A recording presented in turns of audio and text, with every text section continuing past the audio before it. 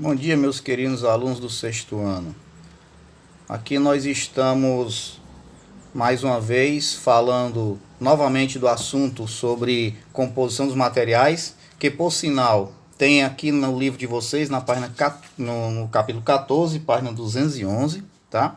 Composição dos materiais, onde aqui o capítulo vai expor tudo aquilo que nós falamos naquele vídeo que vocês com certeza devem ter assistido. O que eu vou fazer aqui é só um apurado geral que vai ajudar mais ainda nessa atividade que vocês vão fazer. Uma atividade muito pequena que eu passei para vocês, mas muito importante para vocês fixarem o conteúdo. Então aqui na página 212, se vocês observarem aqui, nós temos a chamada substância pura e mistura na natureza, né? Então aqui ele vai fazer a diferença entre o que é substância pura e mistura. Eu falei disso lá no vídeo. Ele diz o seguinte, ó, substâncias puras são aquelas compostas por apenas um tipo de substância, né?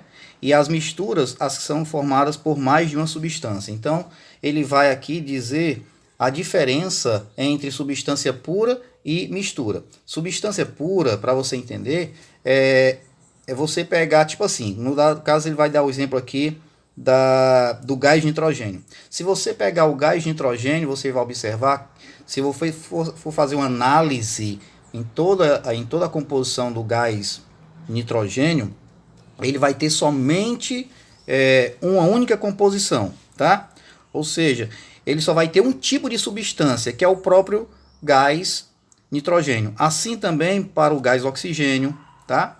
Assim também como para a água pura. Agora, quando a gente vê aqui o sangue, como ele está dando exemplo aqui, ele diz, ó, o sangue é outro exemplo de mistura, né, constituída por várias substâncias. Por que ele está falando que o sangue é uma mistura? Porque nele você não só encontra uma única substância, tá? E você vai encontrar uma infinidade de substâncias, água, sais minerais, você vai encontrar gordura, ok? Então nesse caso aí já passa a ser um conjunto formado por várias substâncias, que vai dar uma mistura. Aqui também ele fala do ar. O ar atmosférico ele é uma mistura constituída por gás nitrogênio e gás oxigênio. Então veja que são duas substâncias. Se você for analisar a composição do ar atmosférico, você vai ver que ele apresenta substância gás nitrogênio em maior quantidade, gás oxigênio, como apresenta outros gases também, os chamados gases nobres, né? E você vai encontrar partículas de poeira. Então aí você vê uma mistura. Bom, ele dando continuidade, na página 213, ele vai falar das substâncias puras e alguns aspectos. Aqui ele vai só expor que cada substância pura tem características próprias, é o que eu falei. Se você pegar a água e for examinar toda a água a nível macroscópico, microscópico, né? Então você vai ver que só existe um aspecto ali, ou seja, apenas a composição de uma substância, que é a própria água. E ele vai fazer a diferença aqui com o alumínio também, né? O alumínio, ele é também um tipo de substância pura, ou seja, a sua composição é somente de alumínio, a substância é alumínio. Aí ele vai dizer aqui um detalhe importante, ó. A água pura, também conhecida por água destilada, olha aí, a água destilada, a água isenta de sais minerais, ela é uma substância pura. É uma substância pura constituída por um único tipo de substância e se encontra no estado líquido. O alumínio, presente nas latas de refrigerantes, também é um exemplo de substância pura, diferente da que compõe a água e encontra no estado sólido. Imediatamente ele vai iniciar agora falando da mistura, porque o conteúdo deste capítulo é voltado para a mistura de materiais diversos, né? Então ele vai falar aqui, ele vai citar, interessante é que ele vai citar aqui na sua casa você vai encontrar diversos tipos de misturas, né? E a mistura mais conhecida é a do café, ok? Quando a sua mãezinha preparou ali o café, né, ali vai ter o pó de café, a água, o açúcar, né? Então você vê três substâncias formando uma mistura. Aí ele diz assim, As misturas podem ser classificadas de acordo com seu aspecto visual. Lembra que o PH falou lá no vídeo do aspecto visual, né? Vamos lembrar aqui, ó. Quando você tem um único aspecto, aí você vai ter a chamada mistura homogênea. Quando você visualiza mais de um aspecto, 2, 3, 4, aí você vai considerar uma mistura heterogênea. Aqui na página 214 ele vai falar sobre isso. Ele diz assim, ó: assim podemos afirmar que, de acordo com seu aspecto visual ou com o auxílio de um microscópio óptico, as misturas podem ser classificadas como misturas homogêneas ou misturas heterogêneas. Lembra que o tio PH falou para vocês sobre isso? Agora tem um detalhe aqui que eu vou chamar a atenção para vocês. Tá bem aqui, ó. O tio assinalou bem aqui em cima, ó. Toda mistura ela é formada por dois componentes, tá? O primeiro componente é o soluto e o segundo componente é o solvente. Como diferenciar quem aí? O solvente é aquela substância que dissolve o chamado soluto, né? Então vou dar um exemplo aqui, ó: água e açúcar. A água ela é o solvente, o açúcar é o soluto. E tem um detalhe a ser acrescentado: a água é chamada solvente universal. Por quê? Porque ela dissolve a maioria das substâncias. Então, uma mistura ela é composta por soluto e solvente, tá? Bom, aí ele vai falar aqui, ó, só recapitulando o que eu falei naquele vídeo para vocês. Ele vai dizer assim, ó: ao observarmos a solução água mais açúcar, verificamos que ela apresenta aspecto uniforme e as mesmas características em qualquer ponto de sua extensão. Aí mais embaixo ele diz: por causa do seu aspecto uniforme, dizemos que essa mistura apresenta uma única fase, sendo classificada como uma mistura homogênea. Olha aí o que o tio PH falou lá no vídeo, né?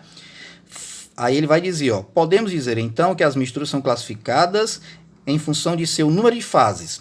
Fase é cada uma das porções que apresenta aspecto visual homogêneo ou uniforme, que pode ser contínuo ou não, mesmo quando observar um microscópio comum, né? Então é aquele negócio que eu falei, você tem água e açúcar. Você olhando para essa mistura, você não vai identificar a substância açúcar. Mas, por quê? Porque ali você tem uma única fase, né? Um único aspecto visualmente falando. Na página 215, ele vai falar aqui, ó, ele vai falar da mistura heterogênea. Olha que o exemplo que ele vai dar, olha como é interessante aqui, ó. Bem aqui, ó, água e óleo. Uma mistura heterogênea apresenta pelo menos duas fases. Um exemplo de mistura heterogênea é a de água e óleo. A mistura água mais óleo não apresenta aspecto uniforme, mas sim dois aspectos visuais distintos. Logo, ela apresenta duas fases com características diferentes, sendo classificada como uma mistura heterogênea. Então veja aqui, ó. Aqui você tem o óleo, que é um aspecto, e a água, que é outro aspecto. Então aqui você tem dois aspectos. Então é uma mistura heterogênea. E finalmente, meus queridos, nas páginas 216 e 217, ele vai trazendo exemplos. Olha como é interessante. O leite. O leite para vocês é uma mistura homogênea ou heterogênea?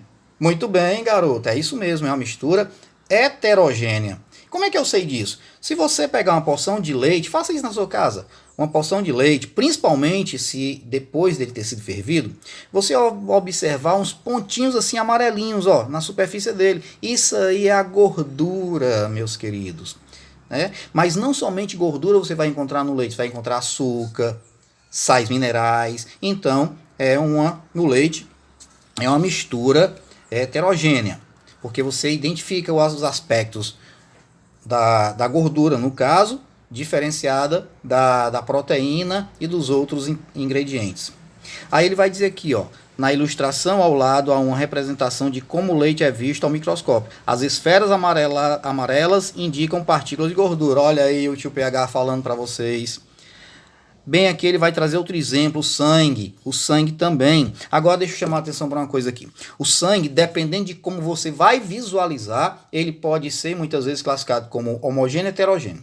Imagina que você cortou o dedo. Naquele momento, quando você olha para aquela gota de sangue, ali você está vendo uma mistura homogênea. Você só vê o aspecto, né, que é até vermelho. Mas quando esse sangue que saiu dentro de você, do corte do seu ferimento, ele vai começando a passar formando grumos, né, ele vai coagulando, aí você vai começar a perceber que ele já tem um aspecto diferente, tá? A mistura heterogênea nesse caso. Isso é uma característica do sangue, é bem interessante isso, né? E assim, meus queridos, na página 217, para finalizar aqui, ele vai falar aqui, ó, que o álcool é uma mistura homogênea, né, porque é formada de água e o álcool que é proveniente da cana-de-açúcar. O ar atmosférico, como nós falamos, é uma mistura homogênea. E abaixo aqui ele vai mostrar, ó, um exemplo de mistura heterogênea, contendo dois componentes, água e carbonato de sódio, de cálcio, perdão, né? Então aqui veja aqui, ó, um aspecto que é a água e aqui um outro aspecto que é o carbonato de cálcio. E aqui ele tem um gráficozinho bem interessante, diferenciando os materiais, né? Você tem as substâncias puras, né, onde elas apresentam um único tipo de componente, e as misturas, mais de um tipo de componente, onde essas misturas são classificadas em homogêneas e heterogêneas. E, meus queridos, aqui vocês estão totalmente preparados para fazer qualquer atividade, resolver qualquer questão sobre misturas. Deus abençoe vocês e que vocês agora façam as atividades. Então, vamos mão à obra, tá legal? Até o próximo vídeo.